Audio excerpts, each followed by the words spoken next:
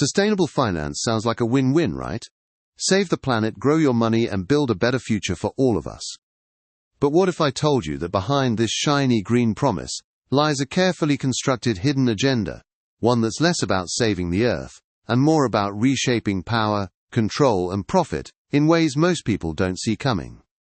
You might be thinking, wait, isn't sustainable finance just about investing in clean energy and ethical companies? Sure, that's the story you're told.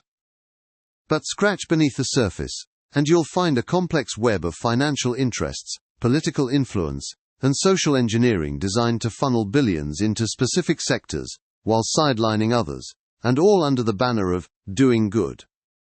This isn't just finance, it's a strategic game with global stakes. Here's the first shocker. Sustainable finance is rapidly becoming a new form of economic gatekeeping. Large banks, investment firms, and rating agencies are deciding which companies get funding based on their so-called sustainability scores. Sounds fair, right? But these scores often rely on vague standards and self-reported data, creating a system where the biggest players write the rules, and small businesses or industries that don't fit the green narrative get locked out. It's a power play disguised as ethical investing. Think about it. If your company relies on traditional energy sources or operates in sectors deemed unsustainable, you might find yourself starved of capital, no matter how innovative or necessary your work is.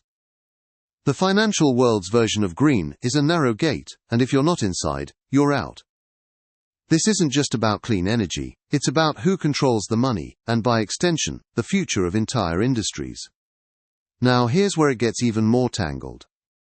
Sustainable finance isn't just about money, it's a political tool wrapped in environmental jargon. Governments and international bodies are pushing for universal sustainability reporting standards, but these standards often reflect the priorities of wealthy nations and global institutions, not the diverse realities of developing economies or local communities.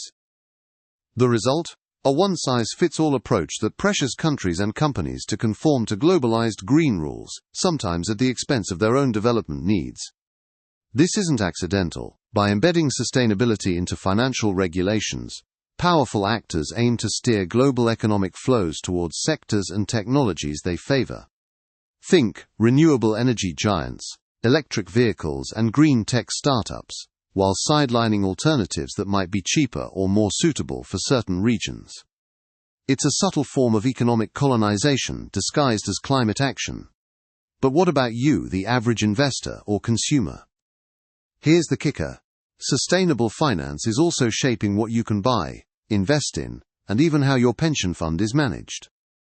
Investment products labeled green or ESG, environmental, social, and governance, have exploded in popularity, but studies show many of these funds don't actually perform better in terms of sustainability or financial returns. Sometimes, it's just greenwashing with a fancy label attached to boost sales.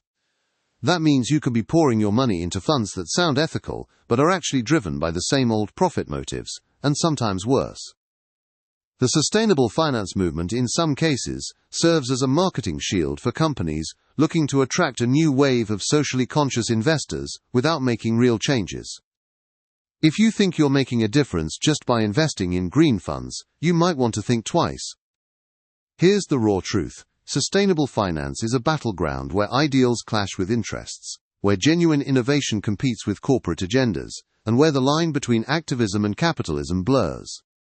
It's a space that demands our scrutiny, not blind trust. At Global Wallet Wisdom, we see sustainable finance not just as a financial trend, but as a mirror, reflecting the deeper struggles for control over the future economy. It's a reminder that the green revolution in finance is far from a pure force for good. It's a complicated, sometimes messy battlefield, loaded with winners and losers. So what's the takeaway? Don't let the buzzwords fool you. When you hear sustainable finance, ask who benefits, who's excluded, and what the real cost is beyond the environmental pitch. This isn't about rejecting sustainability, it's about demanding transparency, fairness, and real accountability in a system that's shaping your money and your world. If that blew your mind, wait till you see what we've got coming next on Global Wallet Wisdom. Hit subscribe. You won't believe what's next.